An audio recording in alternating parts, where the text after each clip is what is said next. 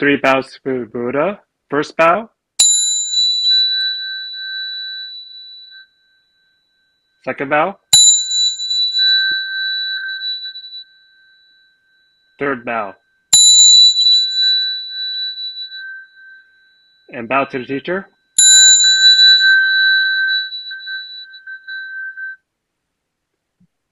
Thank you.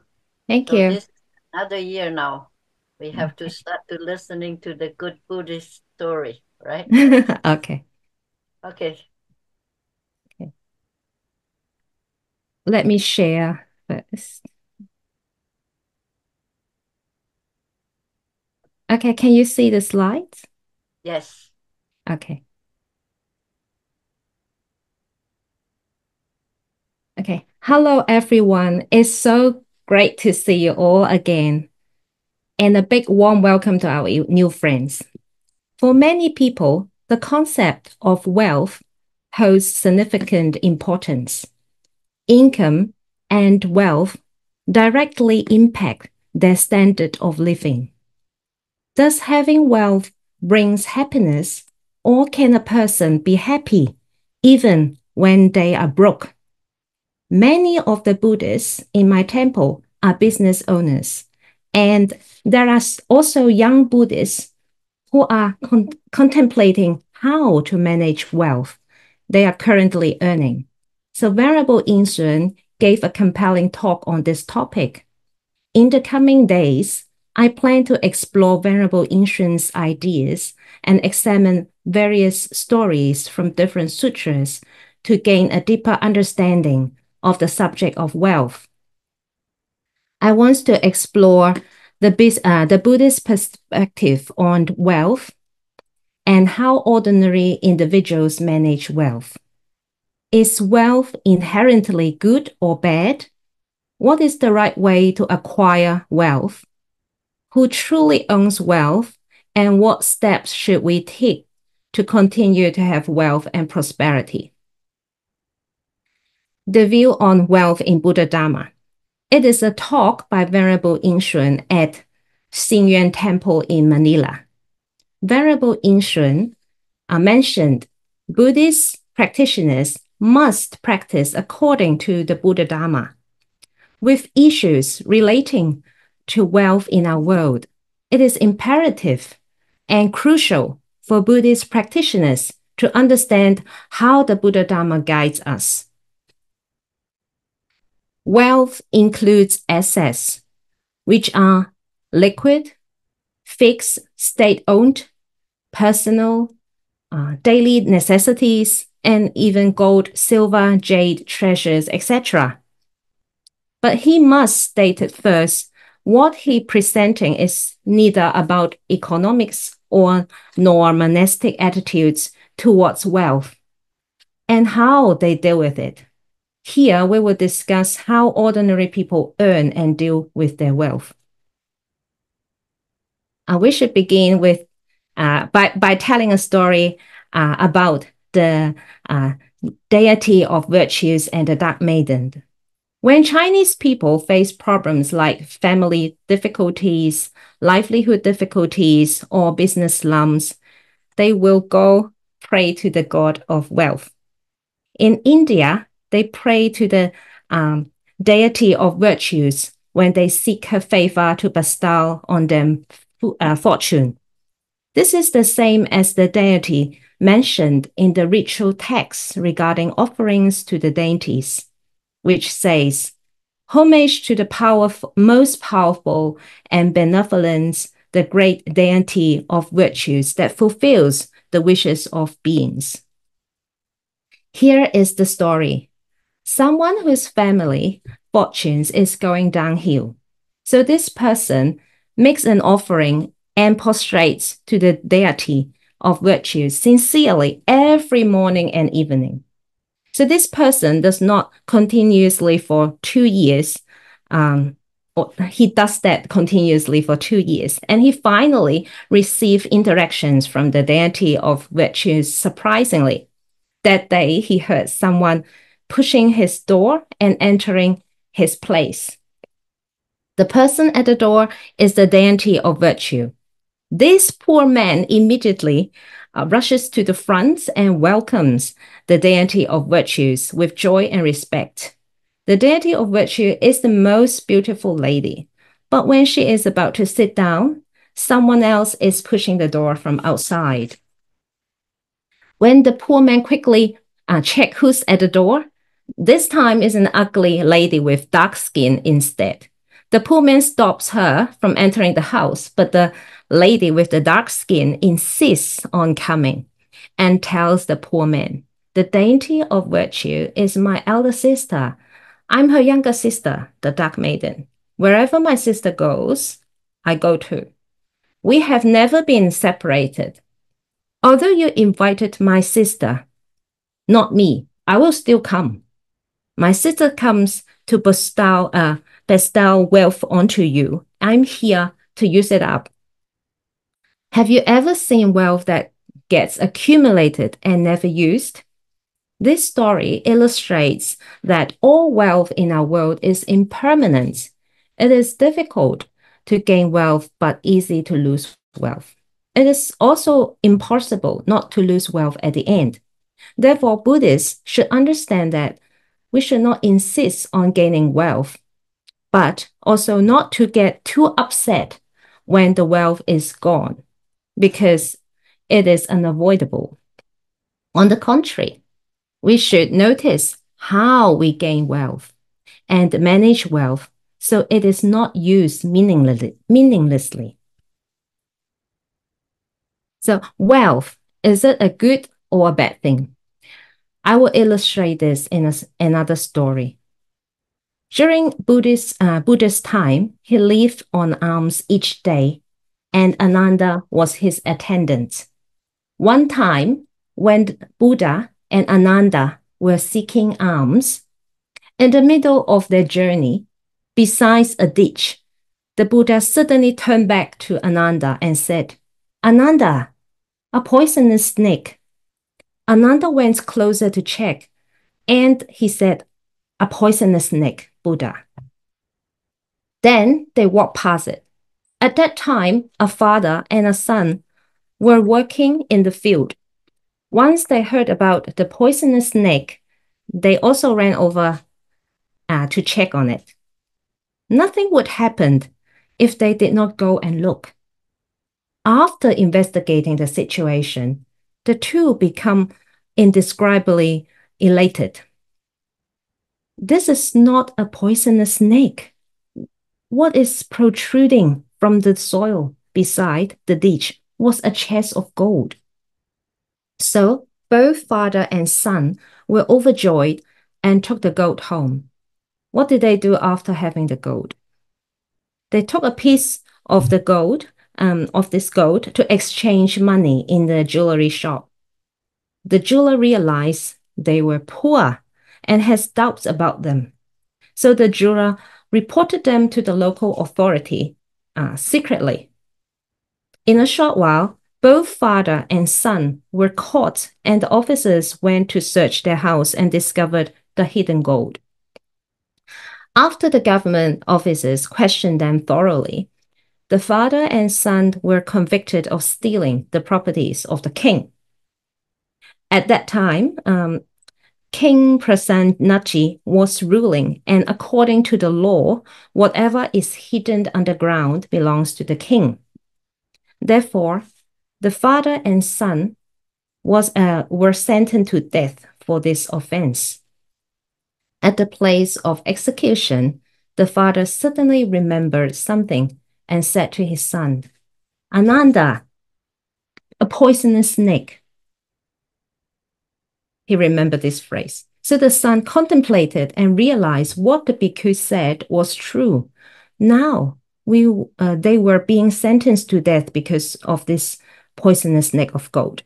The supervisor of the execution was a Buddhist.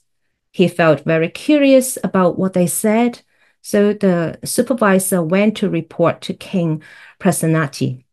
After the king heard about this, he wanted to meet and ask the father and his son about the origins of these two sentences. So they told the king what they experienced on the field that morning. The king realized these were words by Buddha and Ananda, so he told them, "These are the teachings of Buddha. So do you both believe in Buddha's words now?" They replied, "That is truly a poisonous snake. It causes our lives. How can we not believe it? Because we believe in the Buddha." So King Prasanachi set them free. This story illustrates that wealth is a source of evil. It makes people corrupt, commit bad deeds, and even lose their lives. How many sins and sufferings in our world are not caused by money? This is close to the perspective of the Sravakayana tradition. From another perspective, if the wealth is used properly, then it can be a great benefit. The Buddha Dharma guides us to cultivate merits and wisdom. For example, if we use our wealth on dana giving and charity, then these are accumulative source of merits and virtues for Buddhahood. What are accumulative sources? For example, we must prepare the things we need for the trip when we're traveling, such as traveling equipment, food, boats, transport, and so on. If we are determined to learn the Buddha Dharma, it is a must to have accumulative sources to gain success. For example, if we use wealth for donation, then it belongs to the accumulation of merits and virtues, which are the accumulative sources for gaining Buddhahood.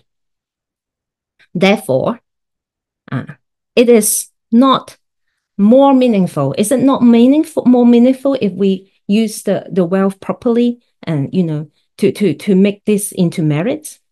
In short, according to Buddhist teachings, Buddhists do not always detest wealth and view it as a poisonous snake. Though wealth can be harmful, like a poisonous snake, at the same time, it can also be a requisite for the attaining of Buddhahood. Requisite. It can also be the requisite for the attainment of Buddhahood. The issue is how one deals with their wealth. So here's the story of a snake who loved gold. Once upon a time in Varanasi in India, there was a man who loved gold. He woke at dawn every day and worked diligently to earn money at different places. He worked very hard and did not even have a break because he wanted to earn more. He loved gold so much that he invested all his wealth on it. As time went by, he earned a lot of money as well as gold. As the amount of gold kept increasing, he stored it in a vase. As his love for gold grew deeper and deeper, his heart slowly turned from joy to fear because he was so worried that his gold will be stolen. So he quietly dug a secret cellar in his house and put the gold in the cellar without letting anyone know. After he got the vase of gold, he wanted more, so he worked even harder, and he did not dare to take any breaks. He was frugal and stingy. He did not spend much on himself and saved all the money he earned and exchanged them with gold.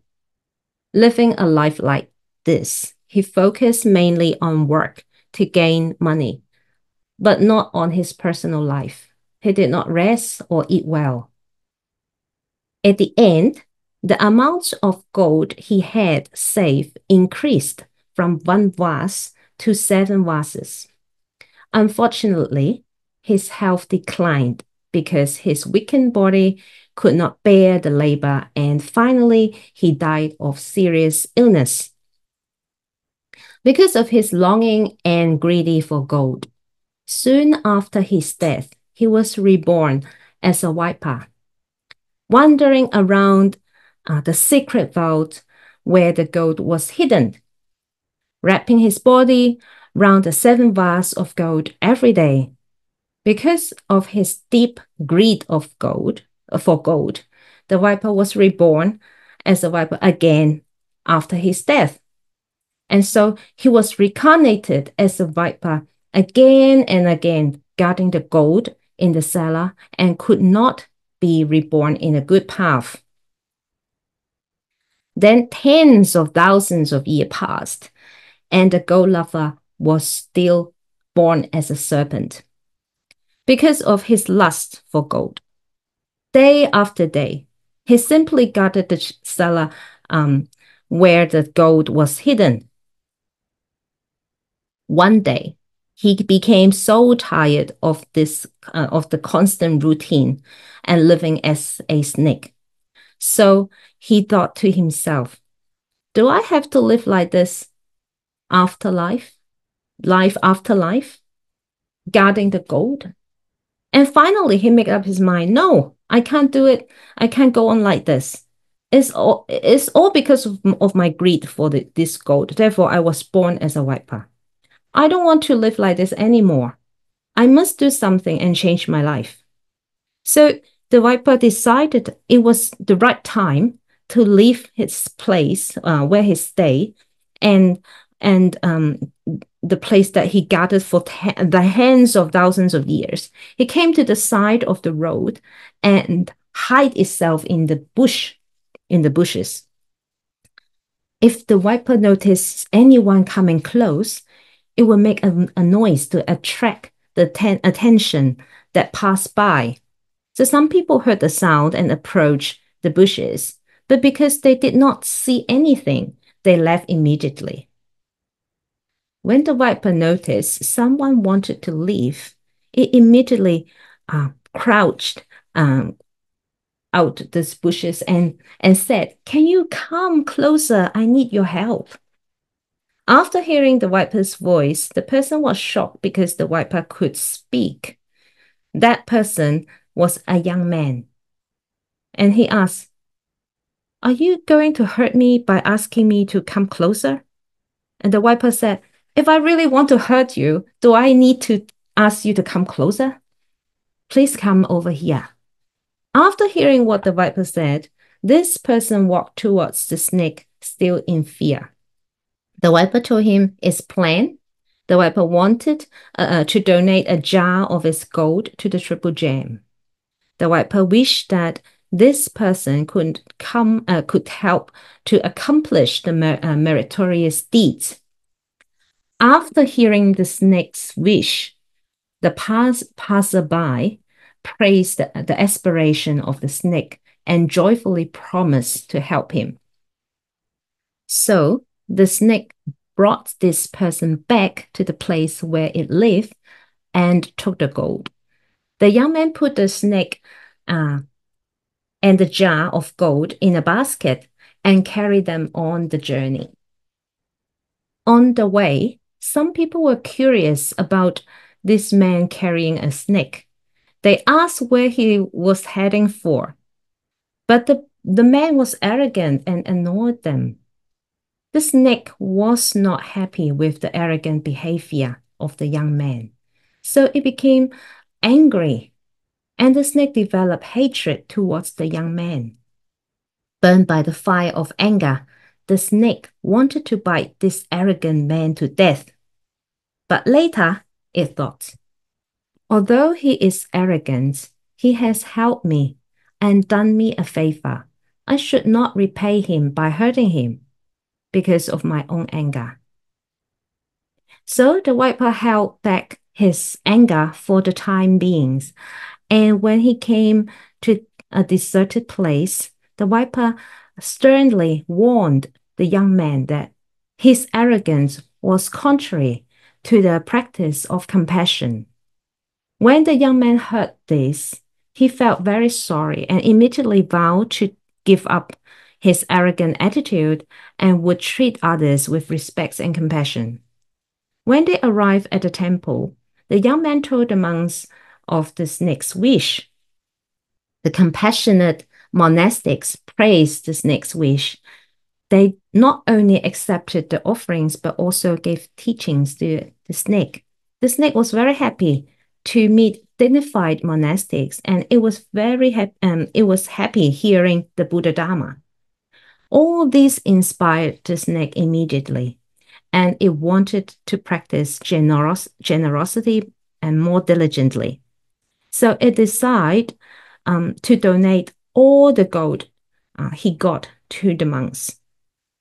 So a monk followed the snake's back to where it was staying and took 6 jars of gold to the temple and made offerings to the monastic members.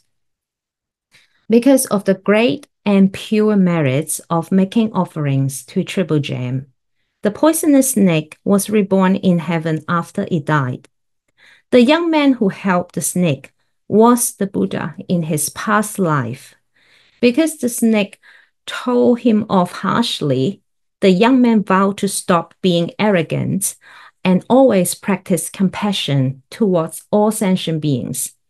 The poisonous snake was the past life of Shariputra, who, because of the merits of the offering, was not only freed from the snake's body and reborn in heaven, but also when he was reborn in the human realm, he was able to meet the Buddha and learned Dharma directly from the Buddha and attain arahatship. So this story is from number 18, giving of 7 jars of gold of Article 3 in the Sutras of Wise and Foolish. So also in a sutra of the past and present causes and results, it says, among all the fields of merit, the Buddha's is the greatest. If we want to seek great fruits, you should make offerings to the Buddha fields of merit. The snake has the thoughts of offering to the Triple Gem and the thoughts of purity and repentance for all its bad deeds it committed. It donates and gives away the gold which the snake loves most to the Buddhist monks. So with the meritorious deeds the snake did, it was able to remove bad karma and reborn in heaven.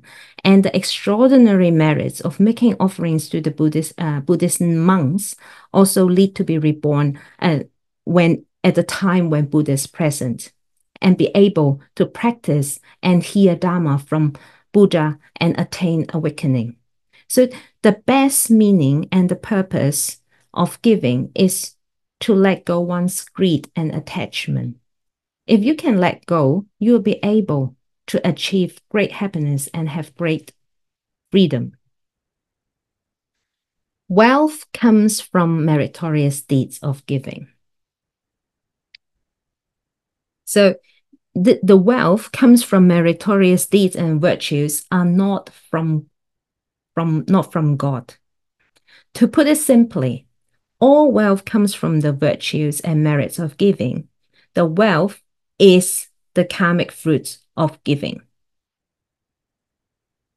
All our wealth, no matter whether it is small as a grain of rice or as large as our world, comes from our meritorious deeds rather than given by God. People who believe in other religions regards all their wealth and enjoyments as something given and created by God. They think their daily food and drinks are gifts from a God, so they thank God's kindness because of that. This is a naive view of livelihood relying on the heaven above. But Buddha told us all these things we obtain are the results of the merits and virtues we accumulate. If we have created a lot of virtues and merits in past lives, we will have wealth to enjoy in this present life. On the contrary, if we created little merits, we will have little wealth and even have difficulties sustaining a livelihood.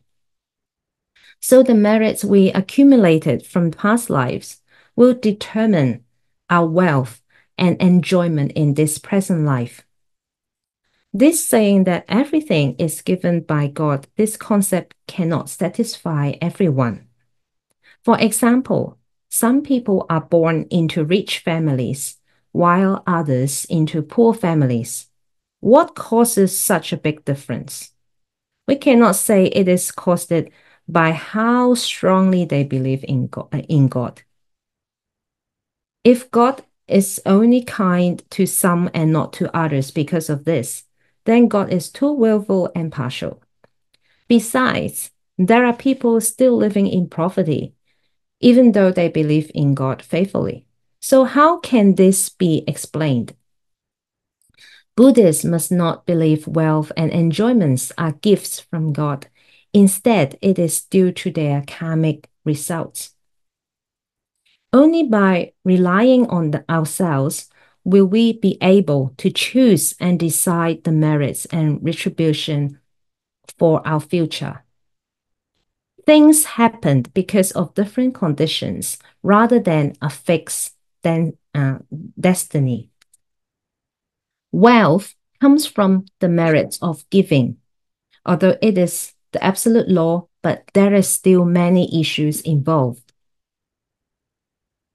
Causes from past lives or waiting for present conditions. If it is said that we, having accumulated meritorious deeds in our past lives, we can enjoy the merits, good results in our present lives, then does that mean we can just sit back and do nothing, yet still enjoy fortune and our happiness? The concept of getting everything without effort is incorrect. This is because our experience shows us that although we have carried out generous deeds in the past, we will largely need present conditions, and then those deeds can ripen and we reap the rewards of the wealth. Here is a funny story that can help describe this concept.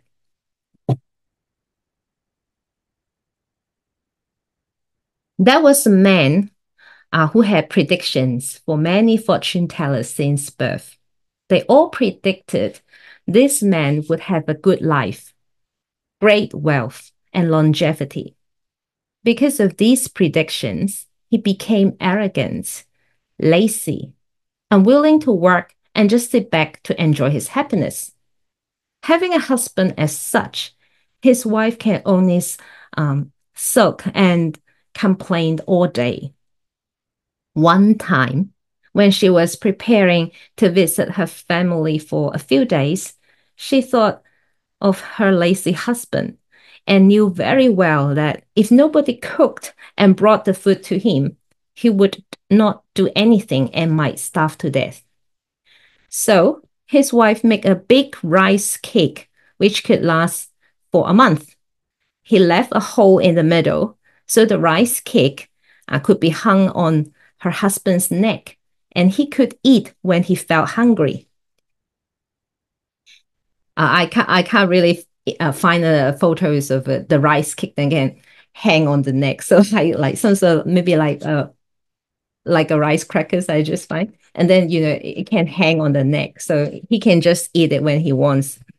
So it was hung on the neck, and he could eat when he feel hungry. So the wife visited her family for 10 days and then rushed back home. Unexpectedly, she saw her lazy husband already starved to death at the side once she entered the door. It turned out that the man was too lazy. He only ate what he could reach when lowering his head. Then he did not even turn or eat the rice cake with his hand. This is, of course, an exaggeration, but it demonstrates to us that it is incorrect to just rely on the merits of past lives. Some meritorious deeds of past lives can naturally yield karmic results without present supporting conditions. For example, babies who are born into wealthy families, but more often is that apart from the meritorious deeds of previous lives, we still need our efforts in the present lives, which is the current supporting conditions. How much efforts we put in determines how much we can gain. For example, when a farmer is planting and cultivating a field, the farmer needs to sow seeds, which is like meritorious deeds of giving in the previous lives. Water, fertilize, and weed the ground, which is like the efforts of the present life, in order to have a good harvest. Otherwise, there is no assurance of getting a harvest if the farmer only sits back and wait. Although a small number of fields with fertile soil and enough rain can result a good harvest, but the yields would not be large, which is like gaining the results only from the merits of previous lives. Farming is as such, and so too cultivating our fields of merits. Therefore, we cannot rely solely on the merits of previous lives, but also need to rely on the efforts in these present lives. If we only rely on the karmic results of past lives, then we fall into the belief of a fixed fate. Then we'll end up miserable and tragic, like the lazy person in the story. Buddha Dharma is not the same as fixed fate, so please pay attention. Gaining the fruits of virtuous and meritorious deeds or committing unwholesome courses. Regarding the fruits of the virtuous and meritorious deeds, I would like to say a few words. There's no need to panic. If wealth is due to the virtuous and the meritorious acts of generosity, so is the wealth gained from hard work in business, politics, or labor a result of the virtuous and meritorious act? The answer is yes. So are things obtained by robbers or looting or assets gained through corruptions and fraud are also results of virtuous and meritorious acts? The answer is yes. This statement seems too risky.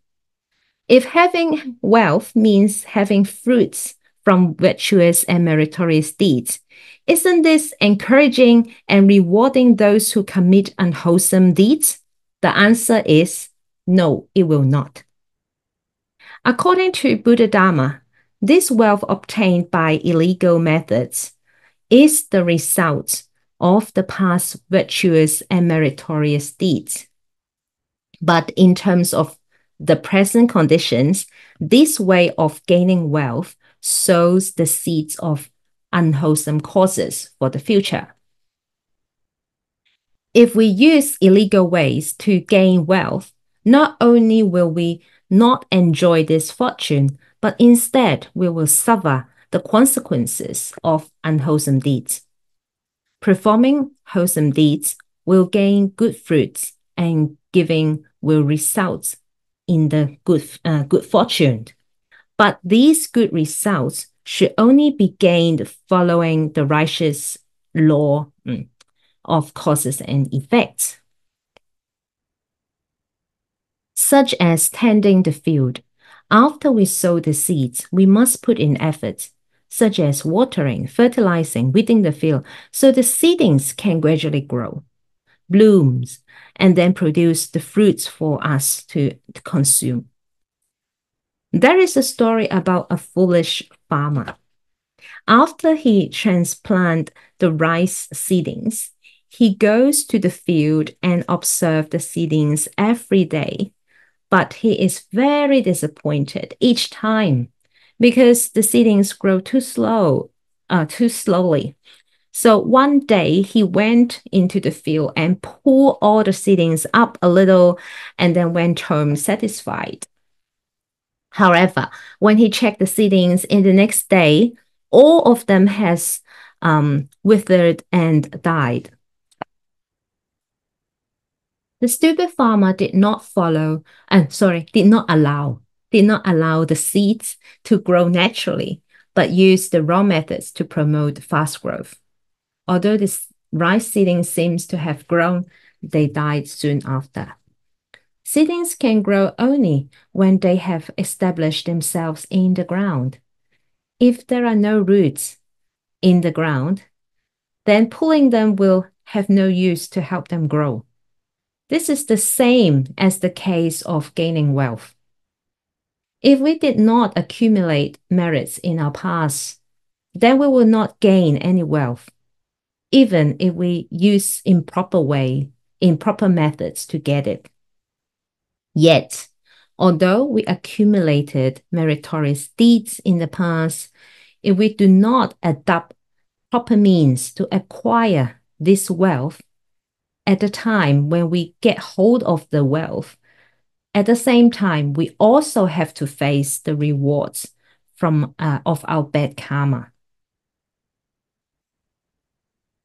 Wealth and fortunes are due to the virtuous and meritorious deeds we have done in the past.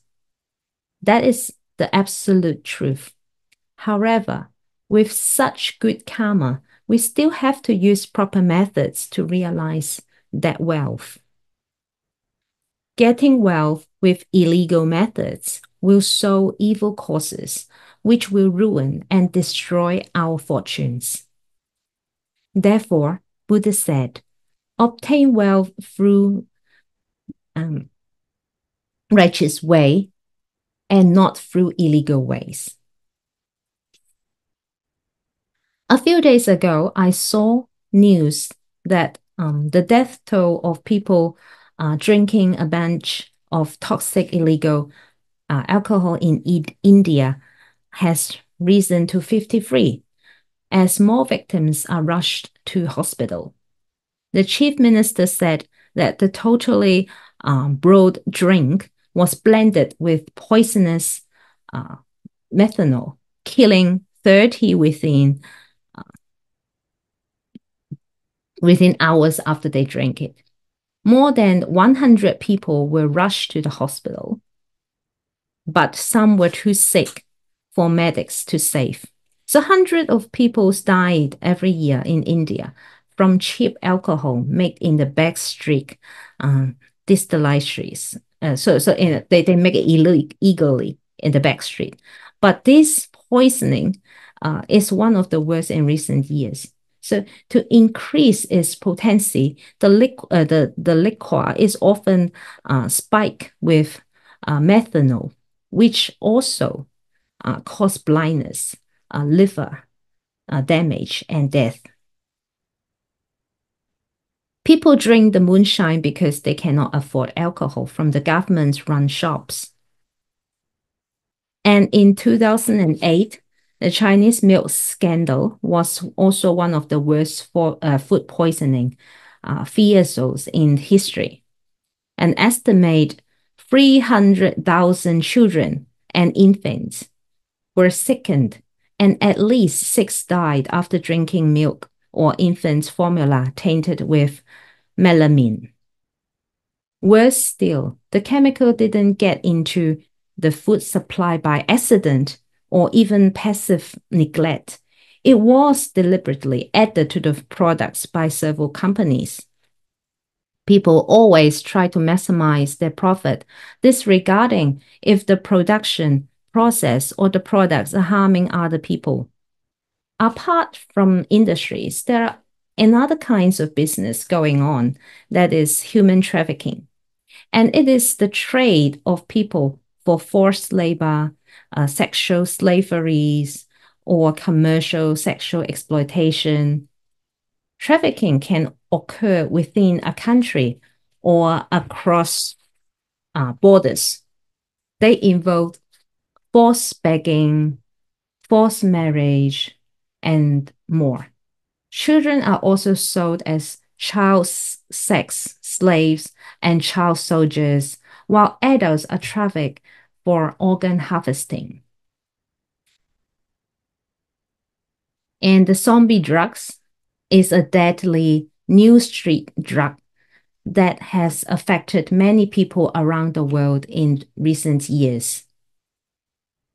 Psilocin, an animal tranquilizer known by the street name Trang, is also a common addictive substance in illicit drugs such as fentanyl, heroin, and cocaine. Repeat uses of drugs containing psilocin can develop open wounds with dead tissues that, if left untreated, can require limb amputation. Many people have become seriously ill and died as a result of using this drug. Because of greed, people make and sell these drugs that kill people. They know they are bad and will kill others, but they do it anyway for money. Because of greed, so many families have been broken up. So many people have lost their lives, and so many are living in bad conditions because of drug addiction. We have to bear in mind that these people cannot take the money they made with them to the next life. Only bad retribution. Don't follow them. Acquiring wealth righteously, not unlawfully.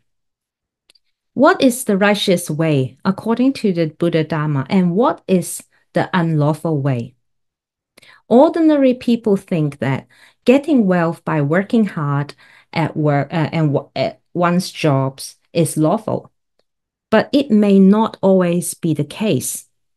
Getting wealth by illegal methods will sow seeds of sufferings. And there are two types. Not allowed by the national laws. If what we are doing is not against national laws or the prohibition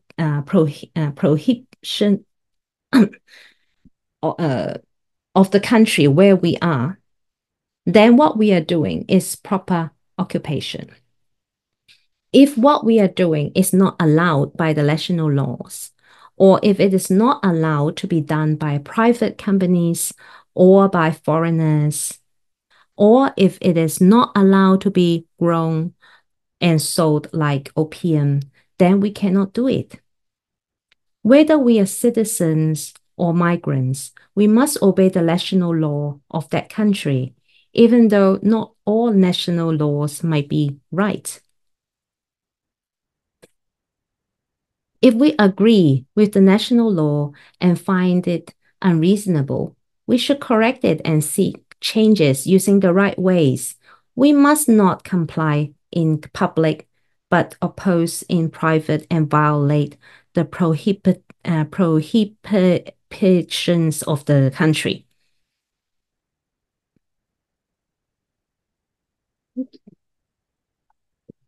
Not permitted by the Buddha Dharma.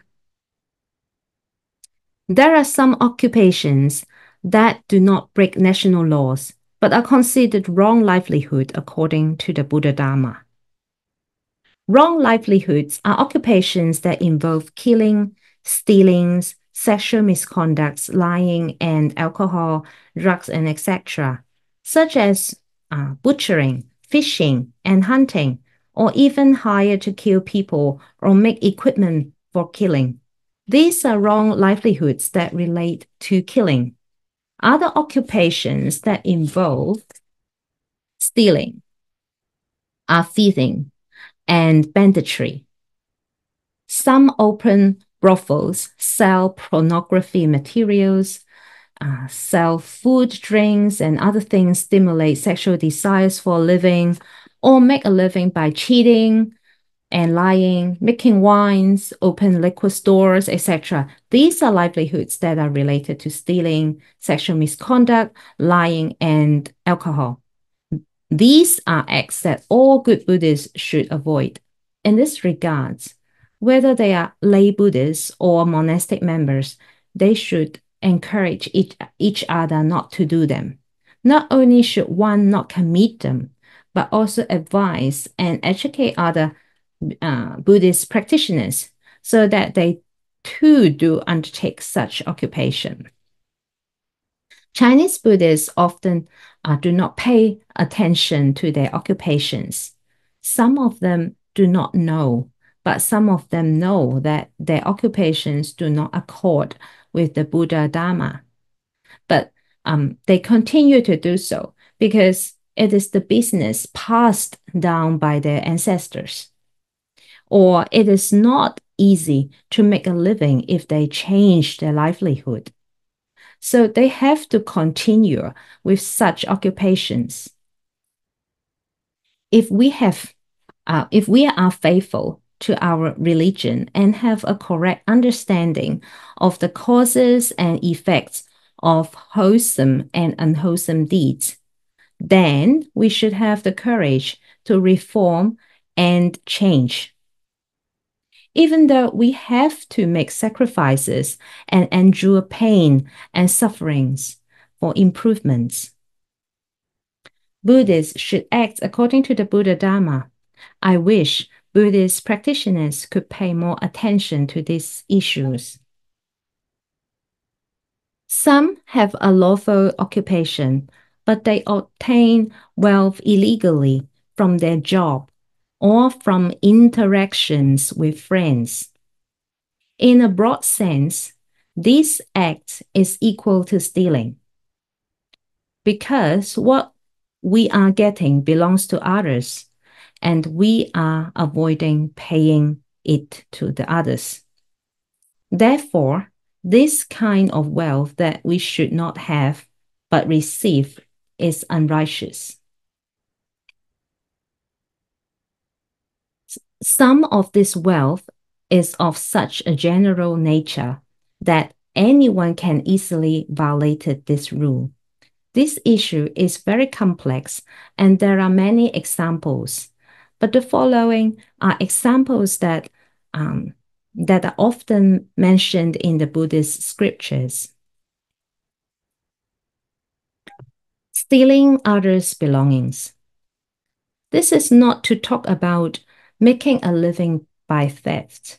What this refers to here is the situation when people sometimes develop a liking for others' belonging and then begin to think of ways or make advantage of the circumstance to get that thing for themselves. Another situation is when someone finds lost property. They hide it, they keep it for themselves. This is effectively stealing. According to the Buddha Dharma and also the law in the country, one should return lost property to the owner when they find it. Moreover, in terms of paying tax, which is the duty of a country citizen, if people intentionally delay or avoid paying their business taxes, income taxes, land tax, and so on, or they evade taxes by reporting and so on, all these methods are prohibited ways of acquiring wealth because they cause the country's rightful tax collections to reduce while increase one's own wealth. So others get less benefit, but they themselves gain benefits. But long term is not the case. They will have bad karma. So the second one, reneging on loans. debts should be paid back. Our debts we owe others, we have to pay back. If one intentionally reneges on their debt, this is prohibited by law.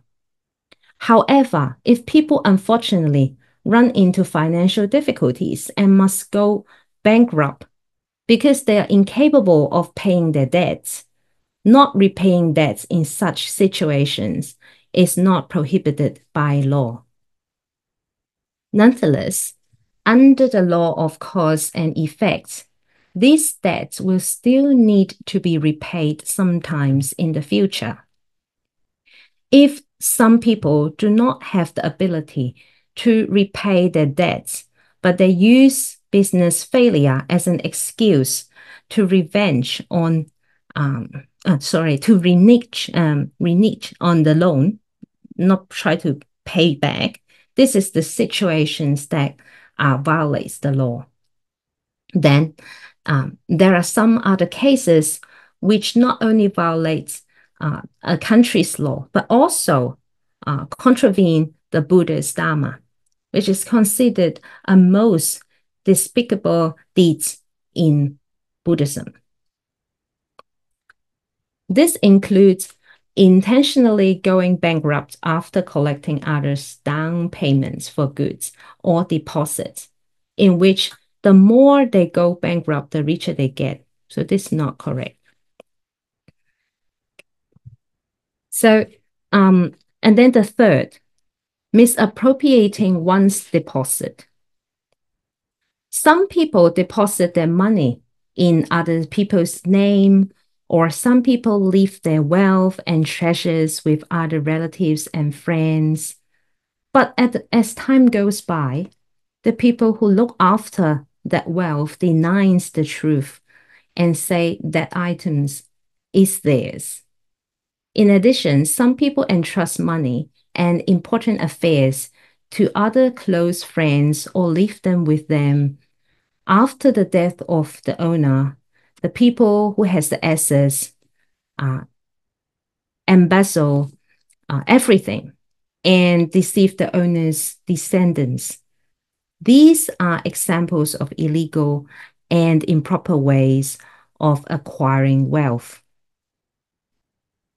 So there are lots of ways that people do in lives that they don't even know they are committing stealing. So very small acts like, taking advantage with their job, with their power, they will gain wealth, but in an illegal way, in a bad way. So we have to be very careful what we did. And, for the things that we learn, we always keep in mind and we help the people around. If we saw them do things wrongly at the time, we can point it out, use the skillful ways to teach them, to help them, so they don't have these mistakes. So my sharings for today is about there. We still have a few minutes left. If there are questions or sharings, if anyone wants to share things. So I will continue my talk again tomorrow. So, okay, and anyone like to say anything or have questions? So there's a few minutes left. Hello, Venerable. Hi. Who's that? This is Anne Marie. Oh, Very hi, good to Anne see Marie. you. Long time no see. Hello. Yes. Yes. This is when the country, you had mentioned many times about responsibility for taxes and, just being a contributing force. Yes. In the circumstance where the country is using tax money, to bomb other countries and things of that nature, does the individual who's actually being a part of that whole thing reap any negative reward? Okay. First of all, I mean, when you're in that country, but you're not the one who make the decision. Right. But in you're a giving country the money. like, yeah, you got it. So like I think, it's a karma that you stay together in a country, but your thinking is like you didn't have the thinking that you want to kill someone. You didn't pay the tax to have the purpose of doing the unwholesome thing. I mean, I don't know, like it depends on the situations, yes. But you don't have the intentions for killing. So you don't have the bad karma. Right. Okay, and Thank you. you don't have a target. You don't have the person that, and you didn't use the weapons. So I know. Yeah, I just sometimes feel, especially like with Mm. social responsibility, taxes Yeah, being one example, but you also mentioned the trafficking. And in our yeah. neighborhood here, we have a lot of these aromatherapy massage parlors. And basically it's disguised, it is trafficking, and a lot of they come Mm, and go. But mm. to not do anything about it, I kind of think that you are going to get a negative reward. You can't just say, yeah, that's okay for that to be there. Yes, yes, yes. We have to do something.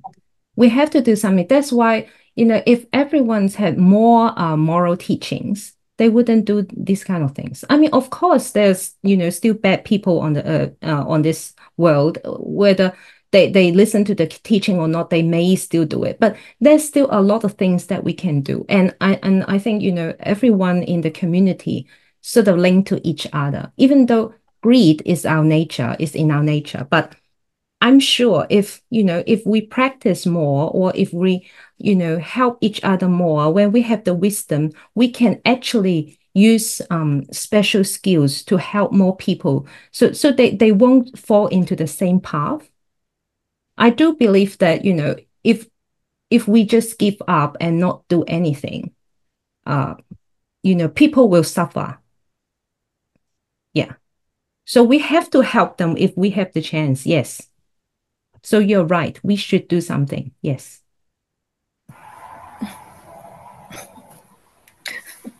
Hi, Hi. me? Yeah, Yeah.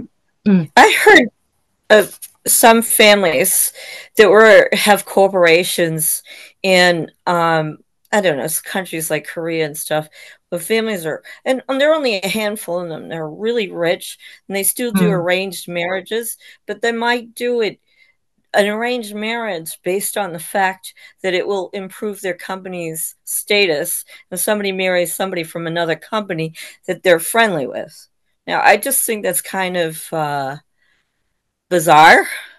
Yeah, yeah, but yeah, well, that's also, well, that is their choice. Like, they choose money and wealth, rather than, real love and things like that. And I don't Yeah, know, but it's not. sometimes, yeah, is it what you're trying to say? I'm saying it's Just do not the it for choice. money? Huh? Sorry? Yeah, if the parents are doing it for money and Yeah. they use their children this way, isn't it's not the children's choice.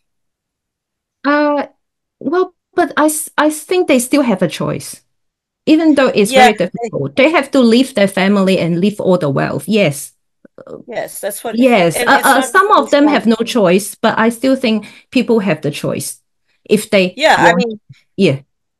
yeah, but it's very hard to do. I'm not Yes. saying Mm, because I'm not saying that every arranged marriage is yes. like that Yes. because there's some where the marriage lasts a long time and they're happy. I'm just saying that I think that the Mm, concept of being able to have personal choice in the matter also yes. takes some precedence. That's all I'm saying. Yes, that's very important. Yes. Think Yes. about girls just get adopted and put in some place, and that's it for their life, and Well, have babies. It's very sad. Yes. So we yeah, have to protect children. We have to protect any human beings around us. Yes. Okay. yeah. Yeah.